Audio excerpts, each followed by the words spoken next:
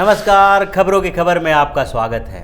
चीन और भारत के सीमा पर विवाद चल रहा है। चीन ने ये विवाद जानबूझकर पैदा किया है और इस विवाद के पैदा करने के पीछे एक बड़ा कारण है। एक सामान्य कारण नहीं है, एक सामान्य राज छुपा हुआ नहीं है। ये चीन की एक बड़ी साजिश और चाल है, जिसके कारण चीन ने ये पूरा सीमा विवाद को इतना आगे बढ़ा दिया है ताकि जो मुद्दे अभी चल रहे हैं उससे ध्यान भटक जाए।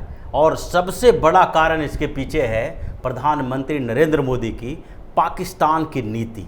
पाकिस्तान यानी पीओके, कश्मीर पर जो भारत की नीति बदली है, उसके कारण सबसे ज़्यादा परेशान, जो पाकिस्तान से भी ज़्यादा परेशानी चीन की बढ़ी हुई है।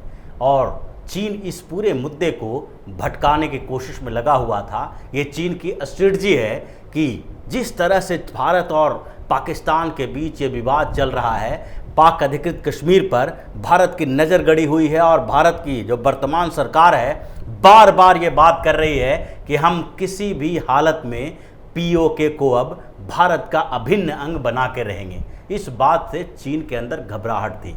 बहुत समय पहले से ही ये चल रहा था कि जब भारतीय जनता पार्टी की सरकार आई तो उसके बाद से ही चीन में ये बात चल रही थी कि भारतीय जनता पार्टी का पहले से ही कश्मीर के मुद्दे पर बिल्कुल अलग स्टैंड रहा है। ये हमेशा कश्मीर को एक अलग तरीके से देखते हैं। जिस तरीके से कांग्रेस की रणनीति रही थी वैसी रणनीति नहीं है। आज की बात नहीं है। जब आज़ादी के बाद से ही जो कश्मीर का प्रश्न था उसको सुलझाने में जनसंघ के नेताओं ने बड़ी भूमिका निभाई थी। वो चाहते थे कि उसी समय कश्मीर से विशेष राज्य का दर्जा खत्म किया जाना चाहिए। और ये मुद्दा लगातार चलता रहा और भारतीय जनता पार्टी की जब सरकार बनी तो उसके बाद से ही कश्मीर के प्रति मोदी सरकार की नीति बिल्कुल बदली हुई थी। और जब पिछले साल अगस्त में कश्मीर से विशेष राज्य का दर्जा खत्म किया गया तो उसके बाद चीन और पाकिस्तान की बेचैनी और भी बढ़ने लगी।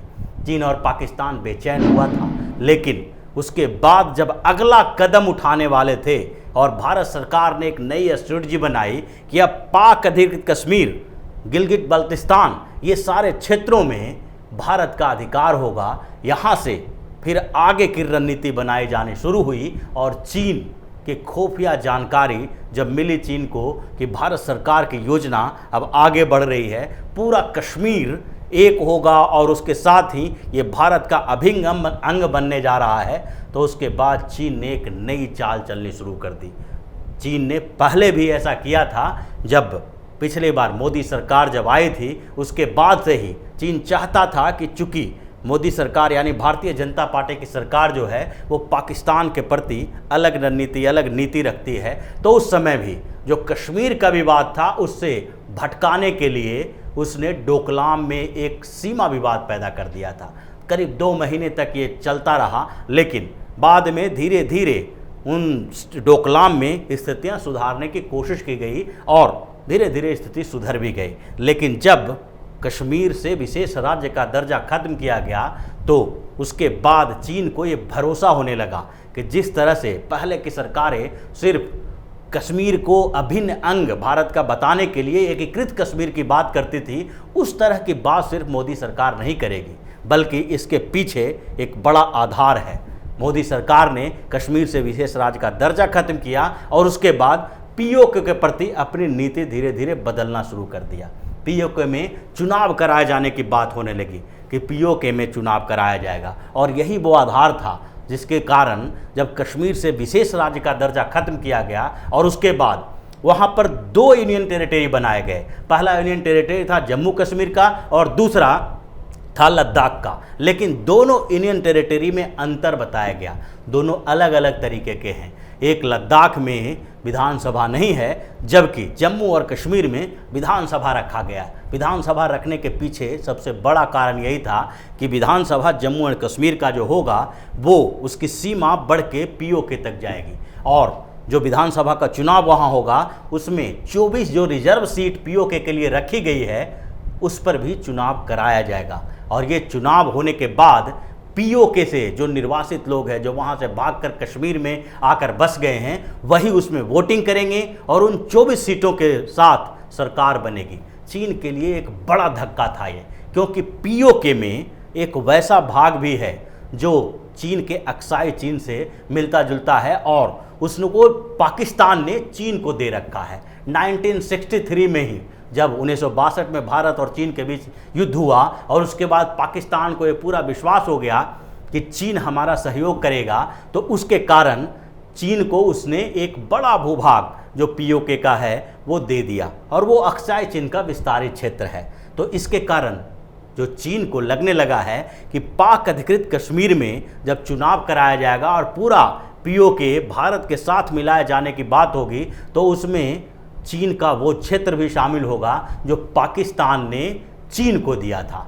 क्योंकि जब पूरा पीओके पर भारत का दावा पुख्ता होगा, तो पीओके पर जब पाकिस्तान का कोई दावा ही नहीं रहेगा तो वो दूसरे का क्षेत्र चीन को कैसे दे सकता है। ये बहुत बड़ा प्रश्न था चीन के सामने, जिसके कारण चीन एक अलग रणनीति बनाने लगा कि अगर इसी तरह से जिस तरह से पीओके के तरफ भारत सरकार बढ़ रही है, पहले तो कश्मीर से विशेष राज्य का दर्जा खत्म किया, उसके बाद पीओके में चुनाव कराने की रणनीति बनाई गई। दूसरी बात है कि उसके बाद जो अभी हाल फिलहाल में जब पाकिस्तान के जो वो अनधिकृत रूप से कब्जाए हुए क्षेत्र हैं उसमें पीओके के अलावा गिलगिट बल्तिस्तान पर भारत सरकार ने वहाँ के मौसम के बारे में जानकारी देना शुरू किया और नेशनल न्यूज़ चैनल जो हैं उस पर इसका प्रसारण होने लगा, जिसका पाकिस्तान ने पुरजोर विरोध किया था। तो ये जो धीरे धीरे मोदी सरकार की नीति पाकिस्तान के प्रति चल रही थी, उसके कारण चीन घबराया हुआ था।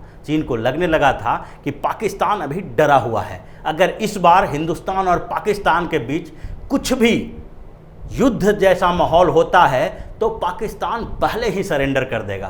क्योंकि इस बीच 2 बार पाकिस्तान के ऊपर हमले किए गए, एक बार सर्जिकल स्ट्राइक, दूसरा बार एयर स्ट्राइक, और पाकिस्तान किसी भी तरह से जो कहा जा सकता है कि आमने सामने किसी भी तरह से इस सर्जिकल और एयर स्ट्राइक का विरोध नहीं कर पाया और वहाँ के जो राजनीतिक नेतृत्व और सैन्य नेतृत्व था वो भारत की इस ताकत से डरा हुआ था। वो अंतर्राष्ट्रीय प्लेटफॉर्म पर इसकी बात तो कर रहा है, लेकिन सैन्य तरीके से उसने इसका सही तरीके से जवाब नहीं दिया। और यही कारण था कि चीन को लगने लगा कि पाकिस्तान अब बिल्कुल डरा हुआ है। अगर हिंदुस्तान ऐसे ही आगे जिस तरह से मोदी सरकार ने नीति बनाई है आगे बढ़ता रहा तो अगले 2-3 सालों में पीओके से ही आवाज़ उठने लगेगी पाकिस्तान से अलग होने की, जिसको वो आज़ाद कश्मीर कहता है। वो आज़ाद कश्मीर भारत के जो पूरे एकीकृत कश्मीर का जो हिस्सा है उसमें शामिल होने के लिए वहाँ से आवाज़ उठेगी।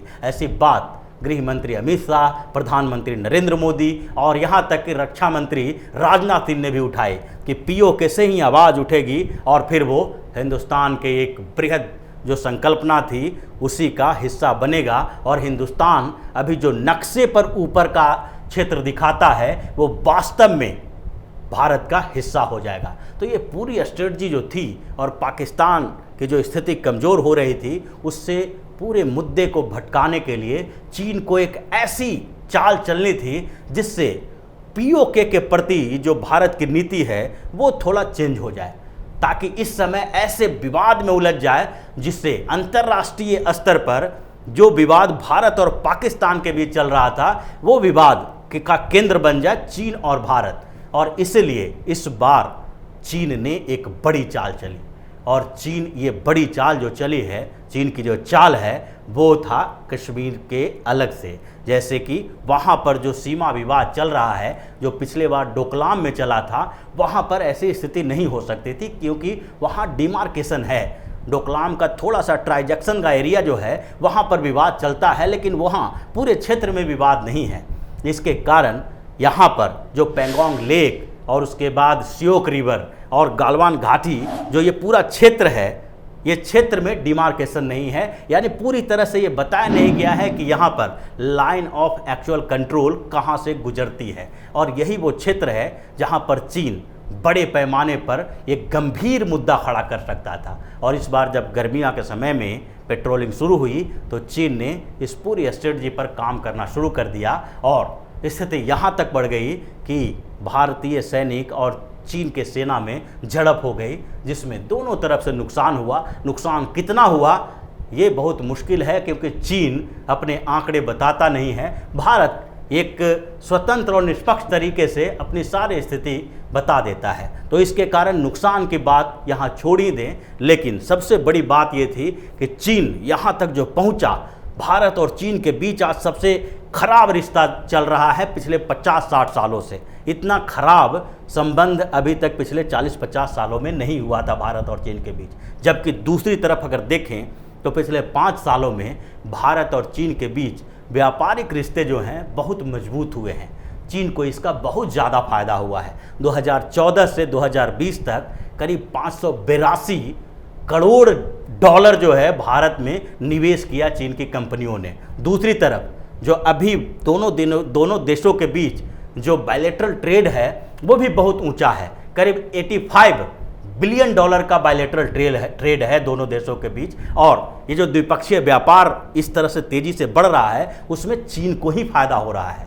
चीन 68 बिलियन डॉलर का एक्सपोर्ट करता है भारत को, जबकि भारत केवल 16.9 बिलियन डॉलर का एक्सपोर्ट करता है। अब 50 बिलियन डॉलर जो है, 50 बिलियन डॉलर का जो बायलैटरल ट्रेड है वो चीन के पक्ष में है।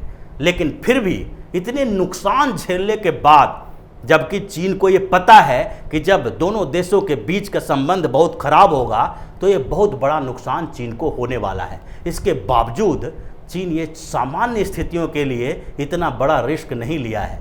उसके पीछे का सबसे बड़ा कारण यही है कि चीन को लगता है कि अगर पीओके में भारत की गतिविधियां बढ़ रही है और पीओके अगर भारत के अंदर आ जाता है, जिस तरह से मोदी सरकार की योजनाएं चल रही है, तो ऐसे में सबसे पहले तो उसे अक्साई चीन का एक बड़ा क्षेत्र खोना पड़ेगा। और दूसरी बात है जो CEPC है, जो चीन पाकिस्तान इकोनॉमिक कॉरिडोर, जिसके माध्यम से वो पूरे उस मध्य एशिया के क्षेत्र में अपना विस्तार करना चाहता है। और पाकिस्तान में इंफ्रास्ट्रक्चर के जो उसके प्रोजेक्ट हैं, करीब 61 बिलियन डॉलर के प्रोजेक्ट वहाँ पर चीन के हैं जो काम चला रहा है। और वो जो CEPC है, इकोनॉमिक कॉरिडोर है, वो वहीं से गुजरता है, जो अक्साई चीन के उस पीओके के रास्ते से गुजरता है, जिसका भारत ने पहले भी विरोध किया था। और इस विरोध में अमेरिका, ऑस्ट्रेलिया, जापान जैसे देशों का भी भारत को समर्थन मिलता रहा था, क्योंकि भारत हमेशा कहता है कि पीओके